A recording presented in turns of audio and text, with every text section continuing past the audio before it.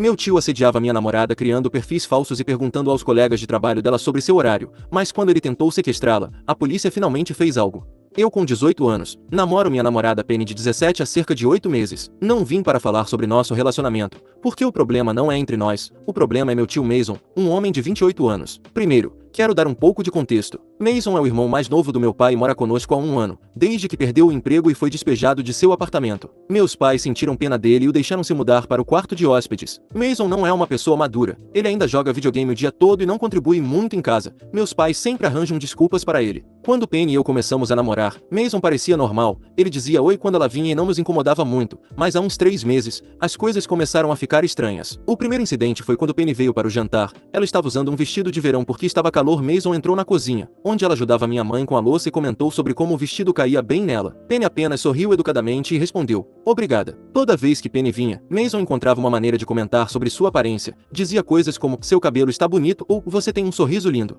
Penny sempre agradecia e tentava mudar de assunto, mas comecei a notar que ela se sentia desconfortável e disse ao meu tio que ele precisava parar com os comentários, mas eles foram piorando com o tempo. Mason começou a fazer comentários sobre o corpo dela, dizia coisas como você está em boa forma ou você deve se exercitar muito. Eu disse a ele novamente para parar, porque ela era menor de idade e ele, um homem de 28 anos. Também falei sobre isso com meus pais, mas eles não pareceram dar muita importância. Depois, Mason começou a me fazer perguntas quando Penny não estava por perto. Ele queria saber detalhes sobre nosso relacionamento que não eram da sua conta. Perguntava onde íamos em nossos encontros, sobre o que conversávamos e outras coisas pessoais. Ele nunca obteve uma resposta minha. A situação piorou muito há cerca de 1 mês. Penny e eu estávamos assistindo a um filme na sala quando Mason desceu e ele se sentou no sofá ao lado de Penny, apesar de haver outros assentos disponíveis. Ele não parava de fazer comentários sobre o filme e tentava iniciar conversas com ela. Eu disse para ele se afastar, mas ele fingiu não me ouvir. Em um momento, houve uma cena romântica e Mason comentou que a atriz era atraente e depois olhou para Penny e disse que ela era ainda mais bonita. Gritei com meu tio para sair ou eu mesmo tiraria dali. Poucos dias depois, Penny me mandou uma mensagem dizendo que Mason havia aparecido em seu trabalho e ele entrou na loja e perguntou especificamente por ela. Quando o gerente a chamou, Mason disse que estava lá para comprar um presente para a namorada e que precisava da ajuda dela. Penny o ajudou a escolher um cachecol e durante todo o tempo, ele fazia perguntas pessoais sobre seu horário e quando ela costumava trabalhar. Penny contou que Mason ficou na loja por quase 1 hora, sempre encontrando desculpas para continuar a conversa e perguntando sobre diferentes produtos. Havia outros clientes esperando, mas Mason não parecia se importar. Finalmente,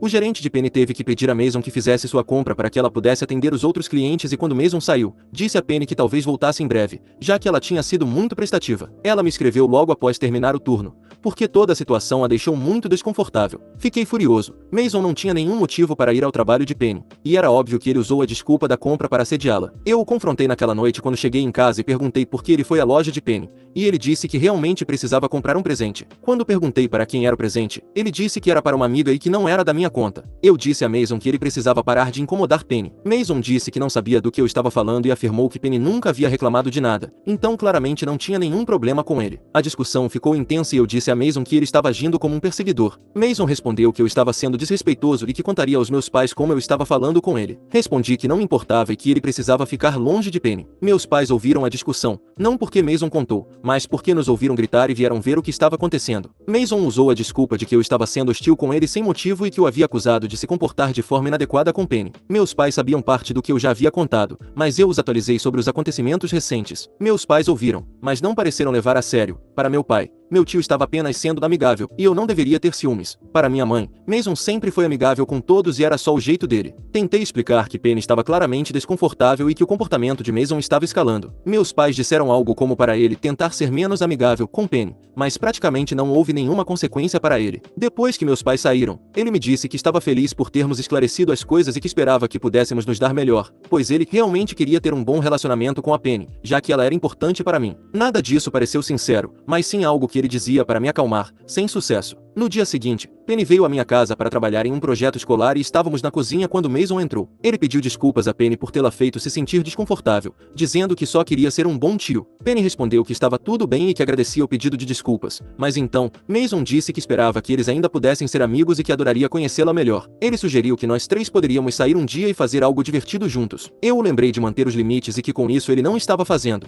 Em seguida, Mason comentou que estava pensando no que Penny mencionou sobre trabalhar no inventário da loja, que ele costumava fazer um trabalho semelhante e que se ela precisasse de conselhos ou ajuda, não hesitasse em pedir. Penny agradeceu e disse que estava tudo bem com seu trabalho, mas Mason não largou o osso, Continuou falando sobre como o trabalho no varejo podia ser estressante e como era bom ter alguém com quem conversar que entendesse. Eu mencionei que Penny e eu estávamos trabalhando em um projeto e precisávamos voltar a ele. Mason se fez de bom moço, dizendo que não queria interromper nosso trabalho escolar, mas ao sair disse a Penny para se lembrar do que ele havia dito sobre estar disponível se ela precisasse de algo. Naquela noite, Penny me mandou uma mensagem perguntando se podíamos conversar. Ela disse que não queria causar problemas com minha família, mas que o comportamento de Mason a estava deixando muito desconfortável. Ela disse que agradecia por eu tê-la defendido, mas que estava preocupada em continuar vindo à minha casa. Minha resposta foi que ela não precisava se preocupar em causar problemas e que seu conforto era mais importante que meu tio. Poderíamos sempre nos encontrar na casa dela ou em outros lugares, se isso a fizesse se sentir melhor. Ela se sentia mal por evitar ir à minha casa, mas não sabia mais o que fazer. Meus pais não parecem entender a seriedade da situação e Mason usa seu charme para fazer tudo parecer algo menor. Penny está tentando ser educada, mas posso ver que a situação realmente a perturba. Em algumas dessas interações, me controlei para não bater no meu tio, mesmo ele sendo maior que eu. Falar com meus pais não resolverá nada e não acho que eles levarão mais a sério do que da primeira vez. Mason é família deles, e eles parecem achar que estou exagerando. A única solução que vejo é Penny fazer uma denúncia, que não sei se será levada a sério, mas só ela pode fazer, porque é a vítima. Atualização 1. Há algumas semanas, postei sobre como meu tio Mason estava deixando minha namorada Penny desconfortável. Recebi muitos conselhos me dizendo para documentar tudo e conversar novamente com meus pais. Na semana passada, Penny tinha um turno de fechamento no shopping e normalmente, ela sai por volta das 21 horas e tento buscá-la quando posso, mas naquela noite eu tinha que trabalhar até tarde no meu emprego de meio período. Então não pude ir. Penny disse que dirigiria para casa sozinha e que não era grande coisa. Quando Penny chegou ao seu carro naquela noite, Mason estava esperando por ela no estacionamento e supostamente, ele estava fazendo compras no shopping. E ao ver o carro dela, pensou em esperá-la para dizer olá. Penny me disse que imediatamente se sentiu desconfortável porque o estacionamento estava quase vazio e já estava escuro. Ele perguntou como tinha sido o trabalho e se ela estava cansada. Penny disse que estava bem e que precisava ir para casa. Então, Mason perguntou se ela queria comer algo, já que era hora do jantar. Penny disse que não estava com fome e que seus pais a estavam esperando. Mason insistiu que não levaria muito tempo e que havia um bom restaurante ali mesmo no shopping. Penny não ia com ele e deixou isso claro. Não houve dúvida, mas Mason continuou insistindo. Ele justificou dizendo que ela trabalhava duro e merecia um agrado, que ele pagaria o jantar e seria divertido passar um tempo juntos, só os dois. Penny agradeceu o convite, tentando evitar que ele se tornasse agressivo. Finalmente, Mason cedeu, mas disse que esperava que pudessem jantar juntos algum dia e afirmou que realmente queria conhecê-la melhor e que nunca podiam conversar porque Hugo estava sempre presente. Penny entrou no carro, mas Mason não foi embora. Ele a seguiu ao sair do estacionamento e permaneceu atrás do carro dela por vários quarteirões. Penny estava assustada e não sabia o que fazer. Pensou em me ligar, mas não queria me preocupar enquanto eu estava no trabalho. Finalmente, Mason virou em outra rua e Penny foi direto para casa e me ligou assim que chegou. Ela estava muito abalada e sentia que Mason a estava seguindo de propósito. Eu disse que iria para a casa dela imediatamente. Quando cheguei à casa de Penny, ela estava chorando, estava com medo de ir trabalhar no dia seguinte, caso ele aparecesse novamente. Eu disse que precisávamos contar aos pais dela o que estava acontecendo, pois algum adulto responsável, coisa que meus pais não são, deveria tomar as rédeas da situação. Penny tinha medo de me colocar em apuros, mas eu assegurei de que nada disso importava. Os pais de Penny estavam em casa, então contamos tudo a eles. O pai de Penny perguntou se meus pais sabiam sobre o comportamento de Mason. Eu disse que tinha tentado falar com eles, mas que não levaram a sério. A mãe de Penny perguntou se Mason já havia tocado em Penny ou feito ameaças diretas. Penny disse que não, mas que seu comportamento estava escalando e que ela estava com medo. Os pais de Penny disseram que ligariam para os meus pais imediatamente e disseram que esse comportamento era inaceitável e que algo precisava ser feito. Eu estava lá quando o pai de Penny ligou para minha casa e pediu para falar com meus pais e disse que era urgente. Meus pais devem ter ficado confusos, porque me pediram para voltar para casa imediatamente para explicar o que estava acontecendo e quando cheguei, meus pais estavam me esperando na sala, junto com Mason. O pai de Penny havia contado sobre o incidente no estacionamento e queriam ouvir minha versão. Contei tudo de novo, incluindo os detalhes que eu já havia tentado lhes contar antes. Meus pais pareceram chocados quando descrevi como Mason havia seguido o carro de Penny e perguntaram a Mason se era verdade, e ele disse que havia sido um mal-entendido e alegou que tinha ido ao shopping comprar algo e que, casualmente, viu Penny saindo do trabalho. Pensou que seria legal cumprimentá-la e talvez oferecer um jantar como forma de se desculpar por tê-la feito se sentir desconfortável antes. Afirmou que não sabia que ela estava com medo e que estava apenas tentando ser gentil. Quando meus pais perguntaram sobre ele tê-la seguido de carro, Mason disse que estava indo na mesma direção de qualquer maneira e que não percebeu que Penny poderia pensar que ele a estava seguindo e que se soubesse que ela estava com medo, teria pego outro caminho para casa.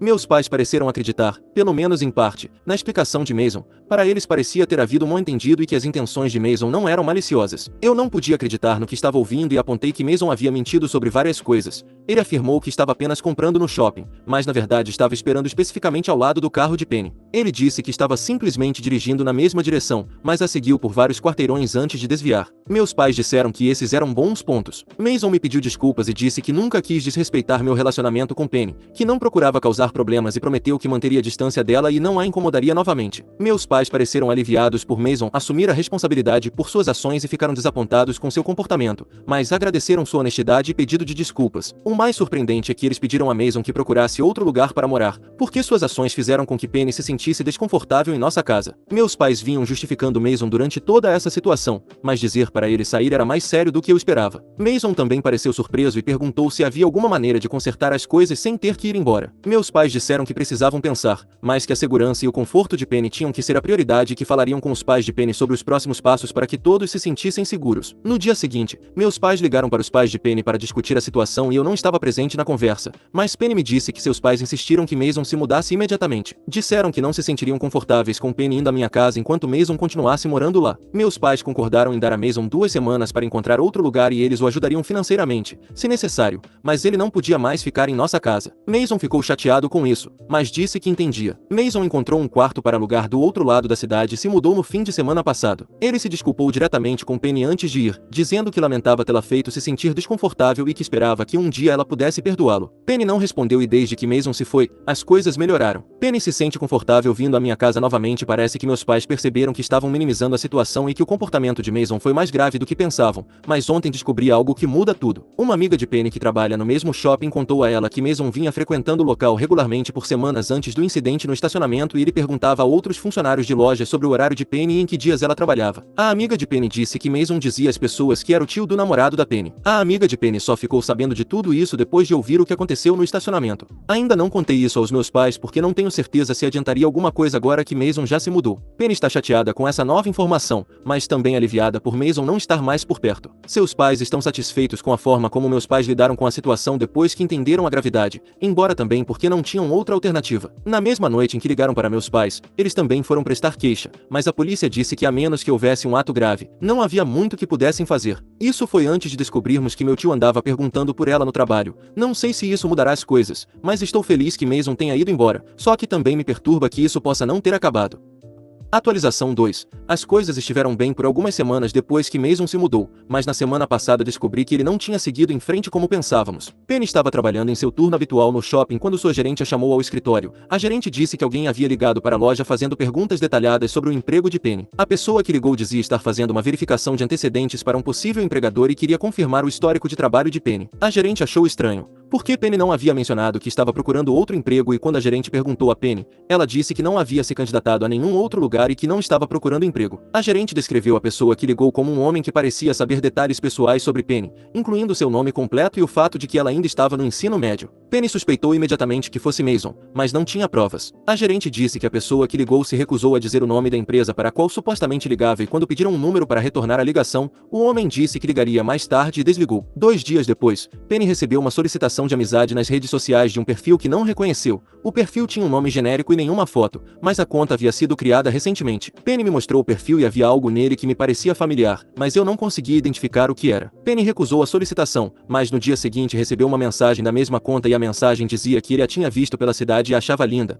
perguntando se Penny gostaria de tomar um café algum dia e se conhecerem melhor. Penny me mostrou a mensagem e imediatamente pensei que soava como Mason. O estilo de escrita e a forma como a pessoa se expressava me lembravam como Mason falava. Penny concordou que parecia suspeito, especialmente pelo momento em que ocorreu, tão perto da ligação para seu trabalho. Decidimos investigar um pouco e Penny revisou o perfil nas redes sociais com mais detalhes e notou que ele seguia várias pessoas de nossa escola, incluindo alguns de meus amigos. Isso já era coincidência demais. Penny bloqueou a conta e alterou suas configurações de privacidade para que seu perfil ficasse mais restrito. Ela também disse à sua gerente para não fornecer informações sobre ela a ninguém que ligasse, mesmo que dissessem ser de uma empresa de recrutamento. Eu queria confrontar Mason, mas Penny disse que preferia ignorá-lo e esperar que ele se cansasse. Ela não queria criar mais drama, especialmente porque não podíamos provar que era ele. Mas as coisas escalaram novamente alguns dias depois. Penny estava caminhando para o carro depois do trabalho quando notou alguém sentado em um carro do outro lado do estacionamento. A pessoa estava longe demais para ser vista claramente, mas o carro era muito parecido com o do meu tio, então Penny decidiu voltar para o shopping e esperar o estacionamento esvaziar um pouco. Ela me ligou e perguntou se eu poderia buscá-la. Eu estava em casa e disse que chegaria em 20 minutos e quando cheguei ao shopping, Penny estava me esperando lá dentro. dentro, perto da entrada. Ela me apontou o lugar onde o carro estava, mas ele não estava mais lá. Penny disse que o carro saiu cerca de 10 minutos depois que ela voltou para dentro, exatamente quando ela me ligou. Fomos juntos até o carro de Penny e eu a segui até sua casa para garantir que ela chegasse bem. No dia seguinte, decidi que precisava falar com meus pais sobre o que estava acontecendo e contei a eles sobre a ligação para o trabalho de Penny,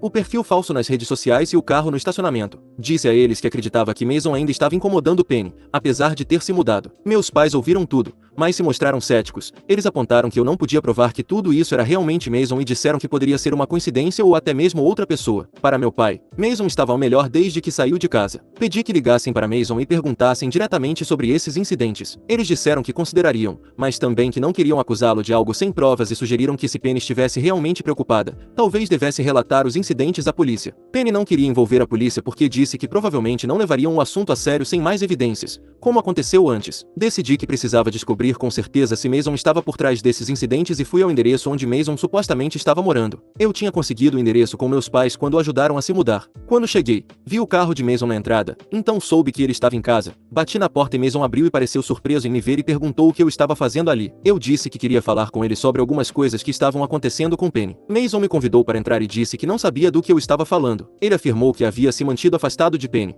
como prometido, e que não a estava mais incomodando. Mason parecia sincero ao negar sua participação, dizendo que entendia por que eu suspeitaria dele, dadas as coisas que aconteceram antes, mas insistiu que havia aprendido a lição e estava seguindo em frente com sua vida. Ele disse que estava fazendo terapia para trabalhar em seu comportamento e tentando ser uma pessoa melhor e que compreendia que suas ações anteriores haviam sido inadequadas e que não queria causar mais problemas para Penny ou para nossa família. Eu queria acreditar que Mason estava dizendo a verdade, mas não havia como eu acreditar nele. Então pedi para ver seu telefone e suas contas de redes sociais para ver se ele estava disposto a me mostrar que não havia contatado Penny. Mason disse que não tinha problema em provar sua inocência e me mostrou seu telefone. No telefone de Mason, não havia chamadas recentes para o trabalho de Penny nem contas de redes sociais que eu pudesse ver. Ele tinha os números dos meus pais e alguns outros contatos, mas nada que parecesse suspeito. Segundo Mason, ele havia excluído a maioria de suas contas de redes sociais como parte de seu esforço para deixar seu comportamento anterior para trás. Saí da casa de Mason confuso. Ou ele estava me dizendo a verdade e outra pessoa estava incomodando Penny, ou ele era muito melhor em esconder suas atividades do que eu imaginava. Eu não conseguia me livrar da sensação de que algo não estava certo, mas não tinha provas e quando cheguei em casa, contei aos meus pais sobre minha conversa com Mason. Eles disseram que estavam felizes por eu ter falado diretamente com ele e que estavam impressionados por ele estar disposto a me mostrar seu telefone e disseram que talvez devêssemos considerar a possibilidade de que outra pessoa fosse responsável pelos incidentes com Penny. Eles estavam contentes em pensar isso, mas eu não. A amiga de Penny que trabalha no shopping ligou para ela e disse que tinha visto Mason lá novamente. A amiga disse que estava trabalhando até tarde e viu Mason andando pelo shopping depois que a maioria das lojas já havia fechado e disse que ele parecia estar procurando algo ou alguém. A amiga de Penny observou por alguns minutos e ele foi até a área onde a loja de Penny está localizada, e que Mason olhou pelas janelas da loja e tentou abrir a porta, mas já estava trancada para a noite. Isso aconteceu em uma noite em que Penny não estava trabalhando, mas Mason não saberia disso a menos que estivesse seguindo seu horário de alguma forma, já que muda toda semana. A amiga de Penny quis se aproximar de Mason e perguntar o que ele estava fazendo, mas ficou com medo e preferiu sair do shopping. Isso provava que Mason havia mentido para mim quando visitei. Ele ainda estava indo ao shopping e continuava procurando oportunidades para ver Penny. Pelo menos não me senti estúpido, porque não havia acreditado em sua história sobre fazer terapia e ter mudado de vida, mas novamente, estávamos diante do mesmo problema de sempre. Liguei para meus pais imediatamente e contei o que a amiga de Penny havia visto. Meus pais disseram que iam ligar para Mason e exigir uma explicação sobre por que ele esteve no shopping. Mason negou ter estado lá quando meus pais ligaram e disse que a amiga de Penny devia estar enganada ou que talvez tivesse visto outra pessoa. Ele insistiu em sua falsa recuperação e tudo mais, mas a amiga de Penny tinha certeza de que era ele. Ela o tinha visto várias vezes quando Penny estava trabalhando e sabia perfeitamente como ele era. Meus pais finalmente começaram a perceber que Mason não havia mudado como dizia e disseram que teriam uma conversa séria com ele e que haveria consequências se ele não parasse de incomodar Penny. Mas falar com Mason já não era suficiente. Ele já havia demonstrado que mentiria e continuaria com seu comportamento, mesmo depois de prometer que pararia. Eu não sei o que faremos, ou pelo menos o que eu farei. Se a polícia não é uma opção, conversar não leva a lugar nenhum. Atualização 3. Meus pais fizeram algo e serviram de ajuda pela primeira vez. Meu pai disse a Mason que se houvesse mais incidentes relacionados a Penny, eles chamariam a polícia e apoiariam quaisquer acusações que Penny decidisse apresentar. Mason ficou com raiva durante a conversa e disse que todos estávamos exagerando. A conversa terminou quando Mason desligou o telefone. Para meu pai, Mason havia mostrado sua verdadeira face, e eles não tentariam mais ajudá-lo. O pai de Penny entrou em contato com o escritório de segurança do shopping e os informou sobre o comportamento de Mason. Ele deu uma descrição de Mason e pediu que o vigiassem. O escritório de segurança disse que faria uma anotação em seu sistema e expulsaria Mason se o vissem no local. Essa solução também não tinha sido útil no passado, mas com a ajuda da amiga de Penny, que viu Mason em um horário em que a loja estava fechando e mais ninguém era permitido no local, ajudou e por aproximadamente uma semana depois disso, tudo ficou tranquilo. Penny não teve mais incidentes no trabalho e começamos a ter esperança de que Mason finalmente havia entendido a mensagem. Penny continuava atenta ao seu redor, mas começava a se sentir mais tranquila. Pelo menos até algumas semanas atrás. Penny estava trabalhando em um turno pela manhã quando Mason apareceu em sua loja e ele entrou como um cliente normal e começou a olhar a mercadoria. Penny o viu e sentiu medo imediatamente.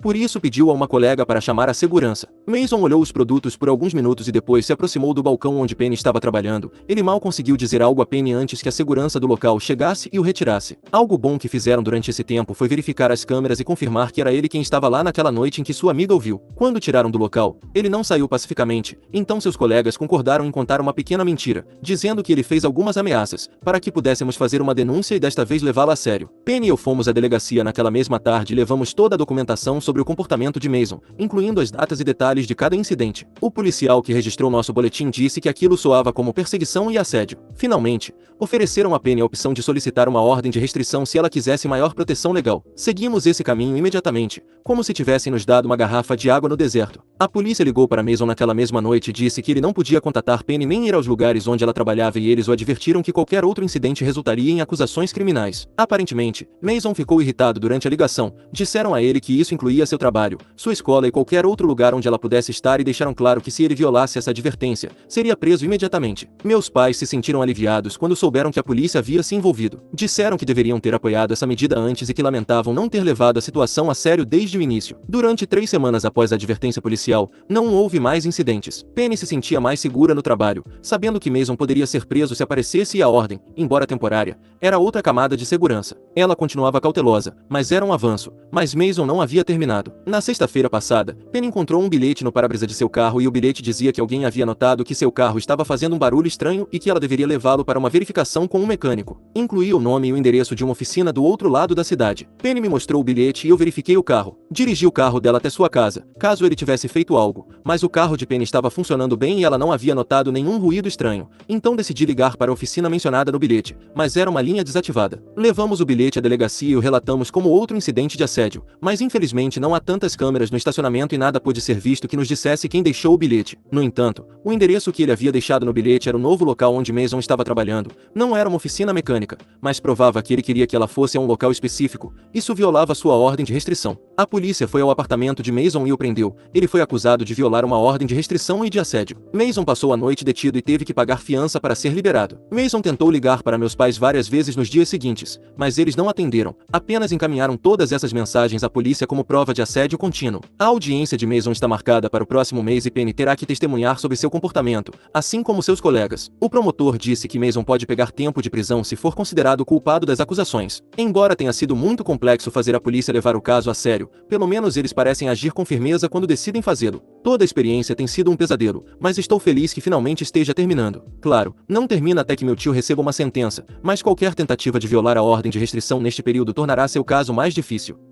Atualização 4. Começarei com boas notícias e depois contarei as coisas ruins deste último mês. Em primeiro lugar, Mason foi condenado a 7 anos e meio de prisão por assediar uma menor e por violar repetidamente uma ordem de restrição. A primeira violação foi a que contei em minha atualização anterior, quando ele tentou se aproximar de Penny em seu local de trabalho com aquele bilhete. Eu não quis pensar muito nisso, por isso não mencionei antes, mas várias pessoas nos comentários disseram o que eu também pensei e não ousei escrever, que Mason queria sequestrar Penny. Pelo menos agora isso não importa mais. Ele recebeu mais de 7 anos de pena sem possibilidade de liberdade condicional. A segunda vez que ele quebrou a ordem de restrição, o que fez com que ele aguardasse sua audiência na prisão e tivesse sua fiança negada por ser perigoso demais deixá-lo livre, foi aproximadamente uma semana depois, talvez 10 dias. Fomos caminhar com Penny, já que nenhum de nós tinha que trabalhar naquele dia, e paramos para tomar um café. Suponho que meu tio sabia que gostávamos daquele lugar, porque ele apareceu para falar com nós dois e nos pedir para retirar a queixa contra ele. Isso não foi apenas uma nova violação da ordem de restrição, mas também uma violação das condições de sua fiança, pois além de ter pago uma quantia que agora perdeu, ele quebrou as condições impostas pelo tribunal. Chamamos a polícia e embora ele tenha ido embora, outras pessoas presentes o reconheceram e o descreveram. Ele foi preso pouco depois em seu apartamento e ficamos tranquilos até o dia de sua audiência, porque ele já estava preso.